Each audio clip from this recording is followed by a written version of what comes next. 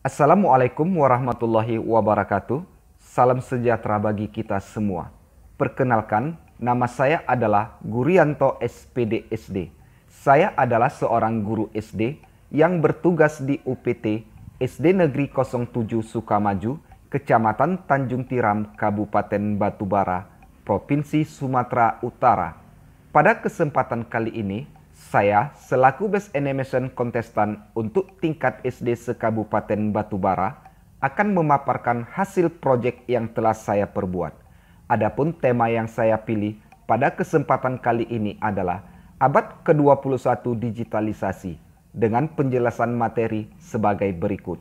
Yang pertama adalah tahapan revolusi industri sebelum abad ke-21 dan yang kedua adalah konsep pembelajaran pada abad ke-21 digitalisasi. Baiklah, untuk memulai presentasi saya kali ini, mari kita lihat tampilan slide berikut ini.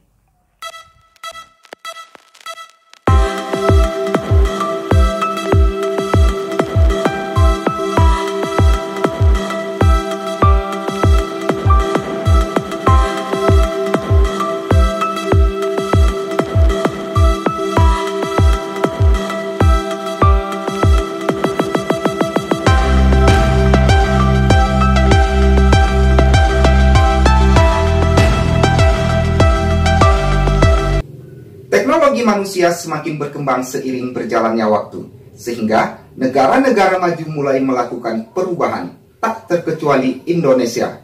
Salah satunya adalah melalui Society 4.0 atau yang biasa kita sebut dengan istilah Revolusi Industri 4.0. Konsep ini memungkinkan kita untuk menggunakan ilmu pengetahuan yang berbasis modern, seperti artificial intelligence, robot, Internet on Things, dan sebagainya untuk melayani kebutuhan manusia. Society 4.0 ini juga telah mengubah segala lini perindustrian yang ada di dunia, baik di bidang pertanian, manufaktur, pertambangan, transportasi, pendidikan, dan teknologi. Revolusi industri ini juga memberikan dampak yang mendalam terhadap konflik sosial masyarakat, ekonomi, dan budaya di dunia. Lalu bagaimana tahapan-tahapan revolusi industri sebelum Society 4.0 atau revolusi industri 4.0 yang sedang terjadi pada abad ke-21 sekarang ini? Nah, untuk lebih jelasnya, mari kita lihat slide berikut ini.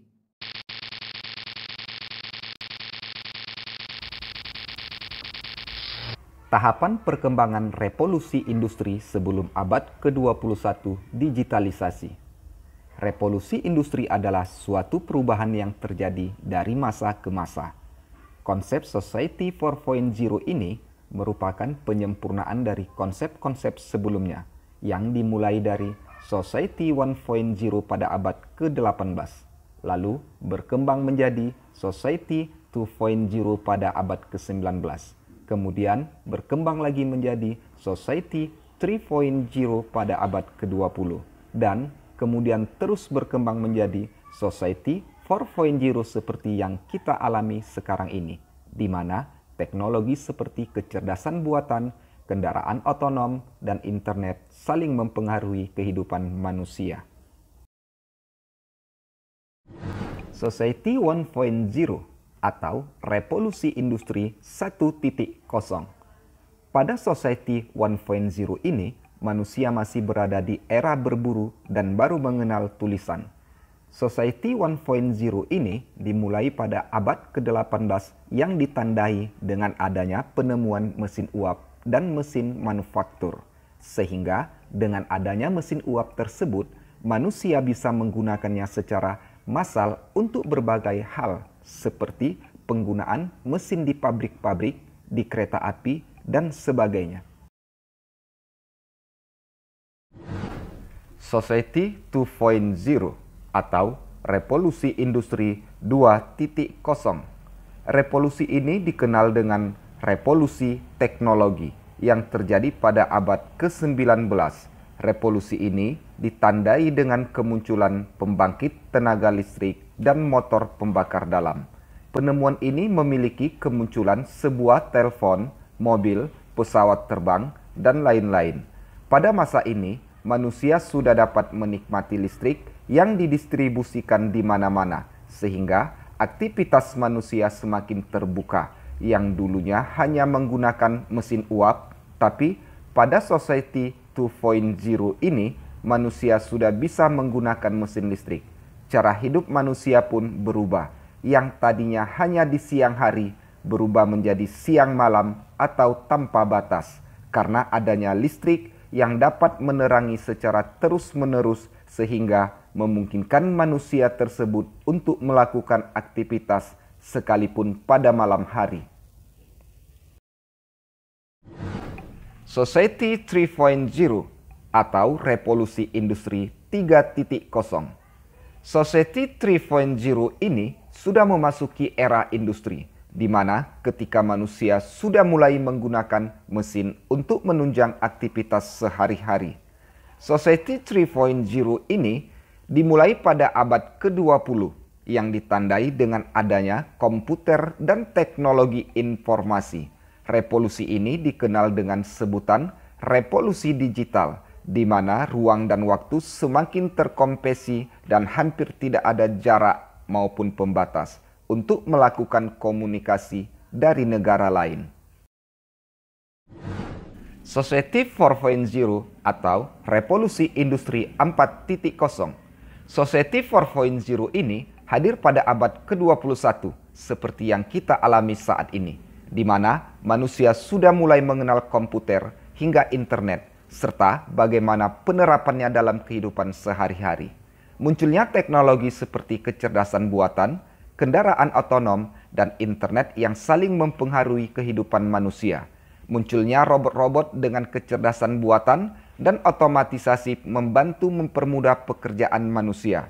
Namun, di sisi lain terdapat tantangan yang harus dihadapi, karena dengan otomatisasi ini banyak pekerjaan yang digantikan dengan mesin.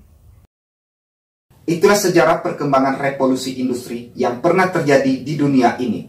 Namun, kita sebagai seorang guru harus mampu bersaing dengan kemajuan zaman untuk menghadapi era revolusi 4.0 ini, agar peran pendidikan pada saat ini mampu membentuk generasi yang kreatif, inovatif, serta kompetitif. Salah satu hal yang dapat dicapai dengan cara mengoptimalisasikan penggunaan teknologi sebagai alat bantu pendidikan, yang diharapkan mampu menghasilkan output yang dapat mengikuti atau mengubah zaman menjadi lebih baik lagi. Hal apa saja yang dapat kita ubah agar generasi sekarang ini bisa berkualitas dan mampu menguasai teknologi? Untuk lebih jelasnya, mari kita lihat slide berikut ini. Untuk membentuk generasi yang kreatif, inovatif, dan kompetitif, serta berkualitas dalam menguasai teknologi, ada beberapa keterampilan yang harus dimiliki oleh siswa dalam menghadapi kompetisi global abad 21 ini. Adapun keterampilan tersebut yang pertama adalah mengubah sifat dan pola pikir peserta didik. Pola pikir yang harus dimiliki di era revolusi industri 4.0 ini adalah memiliki kemampuan berkreativitas, leadership, dan entrepreneurship, serta memiliki respon yang cepat dan tepat dalam mengambil keputusan.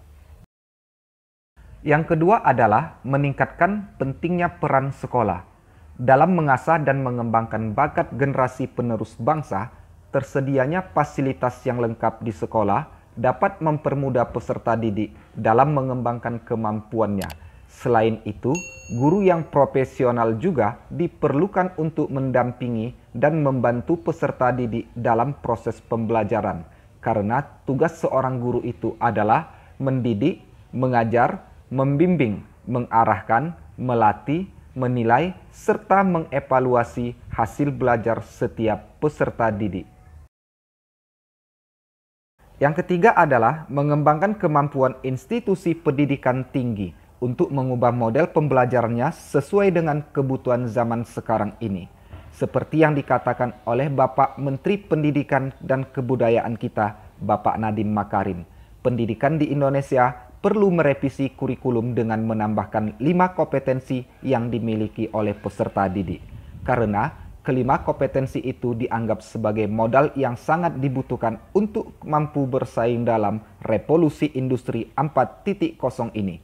Adapun 5 kompetensi tersebut adalah: yang pertama, kemampuan berpikir kritis; yang kedua, memiliki kreativitas dan kemampuan yang inovatif; yang ketiga, kemampuan dan keterampilan berkomunikasi; yang keempat, kemampuan kerjasama; dan yang kelima adalah memiliki kepercayaan diri yang tinggi.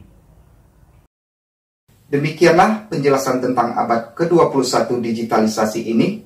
Mudah-mudahan apa yang saya sampaikan pada kesempatan kali ini bisa menambah ilmu pengetahuan kita sebagai guru, sehingga kita bisa bertransformasi untuk menjadi lebih baik lagi dalam menghadapi era digital pada abad ke-21 ini. Assalamualaikum warahmatullahi wabarakatuh. Salam sejahtera bagi kita semua.